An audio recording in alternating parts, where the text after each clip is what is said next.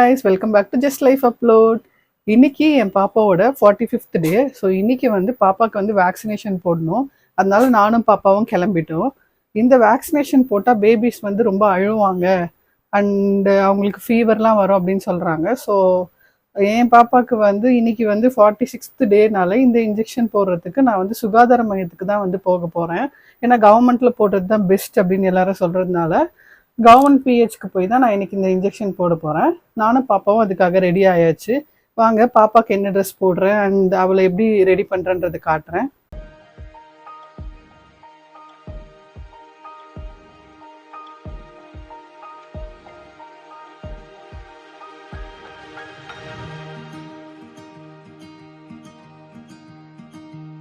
பாப்பா பிறந்தோன்னு ஒரு வேக்சினேஷன் போட்டாங்க. ஆனால் அது பாப்பாவை தனியாக கூட்டிகிட்டு போய் போட்டதுனால அவள் எப்படி அழுவுறா என்ன பயப்படுறா எதுவும் தெரியாமல் இருந்தது. இப்போ இந்த வேக்சினேஷனுக்கு பார்த்தா நான் தான் கூட்டிகிட்டு போகணும். அண்ட் அவள் எப்படி பயப்பட போகிறா அழுவ போகிறாளான்னு நினச்சா எனக்கே பயமாக தான் இருக்குது. பார்க்கலாம் என்ன பண்ணுறாங்க. ஆனால் இந்த 45th டே வேக்சினேஷனுக்கு வந்து குழந்தைங்க ரொம்ப அழுவாங்க, அவங்களுக்கு ஃபீவர் வரும் அப்படின்லாம் சொல்கிறாங்க. எனக்கு வந்து அவளை கூட்டிகிட்டு போய் இன்ஜெக்ஷன் போடணுன்றதே பயமாக தான் இருக்குது. ஏன்னா எனக்கு எப்பவுமே யாருக்காவது இன்ஜெக்ஷன் போடணுனாலே நான் ரொம்ப பயப்படுவேன். எனக்கு போடணுனாலுமே எனக்கு பயமாக தான் இருக்கும். ஸோ இப்போ என் குழந்தைய கூட்டிகிட்டு போய் அவளை பிடிச்சிட்டு உட்காரணுன்ற போது எனக்கு கொஞ்சம் அது பயமாக தான் இருக்குது. அக்கா குழந்தைங்களுக்குலாம் நான் கூட போயிருக்கேன், அப்பயுமே எனக்கு பயமாக தான் இருக்கும். இப்போ என் குழந்தைக்கும் நான் வந்து கூட்டிகிட்டு போகிற ஸ்டேஜ்க்கு வந்துட்டேன் அப்படின்னும் போது அக்கா குழந்தைங்கள வேக்சினேஷனுக்கு கூட்டிகிட்டு போன காலம் போய் இப்போ என்னோட குழந்தைய நான் வந்து கூட்டிகிட்டு போக போகிறேன். அண்ட் இந்த வேக்சினேஷன் போட்டுட்டு வந்து அவள் எப்படி ரியாக்ட் பண்ணுறா என்ன ஏதுன்றது நான் வீடியோவில் உங்களுக்கு காட்டுறேன்.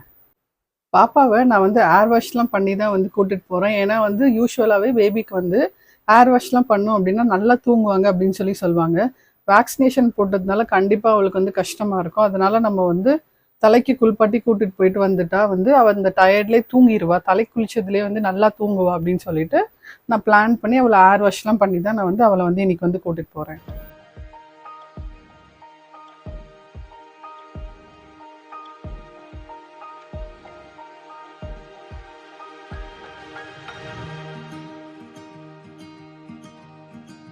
என்னோட அவுட்ஃபிட் இந்த மேக்ஸி போட்டுட்டு தான் நான் இன்னைக்கு வந்து பாப்பாவுக்கு வந்து ஊசி போட கூட்டிட்டு போக போகிறேன். அண்ட் அவளுக்கு வந்து ஒரு குட்டி ட்ரெஸ் எடுத்து வச்சுருக்கேன், அந்த ட்ரெஸ்ஸை போட்டு அவளை வந்து ரெடி பண்ண போகிறேன்.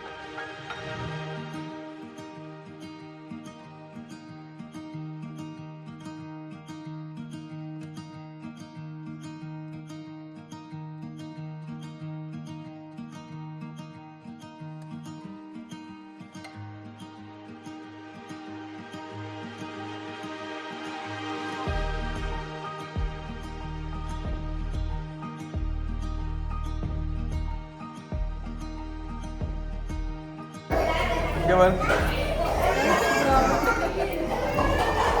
எது கை சாப்பிட்ற நீ?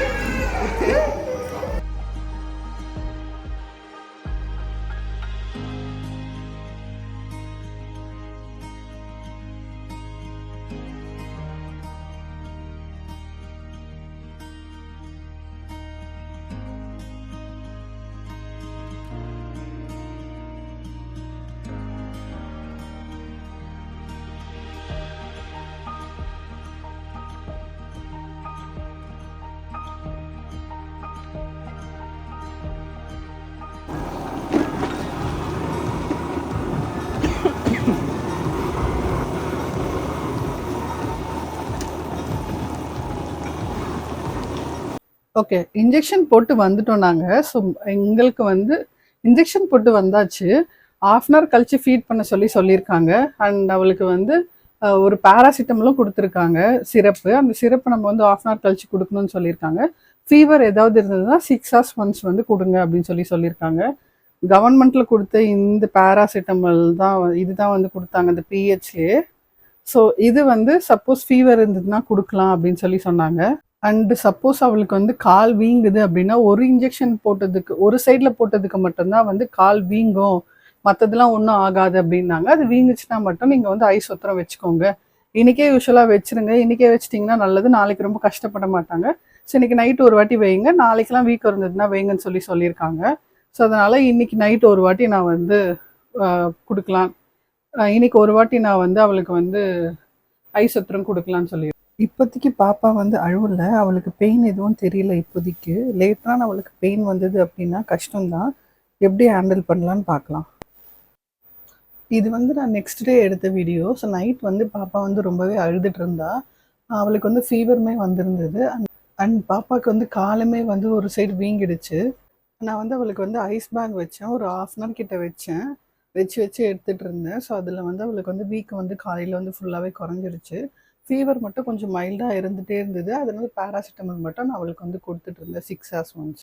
பேபிஸ்க்கு வந்து ஏதாவது வேக்சினேஷன் வந்து வீங்கும் அப்படின்னு சொன்னாங்கன்னா என் சிஸ்டர்ஸ் சொன்னாங்க, நீ வீட்டுக்கு வந்த உடனே வந்து ஐஸ் வந்து வச்சுடு, நெக்ஸ்ட் நீ வந்து நைட் வரைக்கும் வெயிட் பண்ணாத அப்படின்னு சொன்னாங்க. ஸோ நீங்கள் உங்கள் குழந்தைக்கு 45th டே இன்ஜெக்ஷன் போடுறீங்க அப்படின்னா ஒன்ஸ் நீங்கள் வந்து இன்ஜெக்ஷன் போட்டு வந்தோடனே பெட்டர் நீங்கள் வந்து ஐஸ் க்யூப்ஸ் வந்து ஐஸ் பேக் வந்து கொடுத்துருங்க, ஐஸ் பேக் ஒத்தரம் வச்சுருங்க. ஏன்னா வந்து அப்போனா வந்து வீங்காது அப்படின்னு சொல்கிறாங்க. என் பாப்பாவுக்கு நான் அப்படி பண்ணாமல் லேட்டாக பண்ணதுனால அவளுக்கு கொஞ்சம் வீங்கிடுச்சு. அண்ட் ரொம்ப கஷ்டப்பட்டா, ரொம்பவே அழுதா. நான் அதுக்கப்புறம் ஒத்தரம் கொடுத்தேன், சரியாயிடுச்சு. ஸ்டில் அந்த கஷ்டம் அவளுக்கு நான் கொடுக்காம இருந்திருக்கலாம்.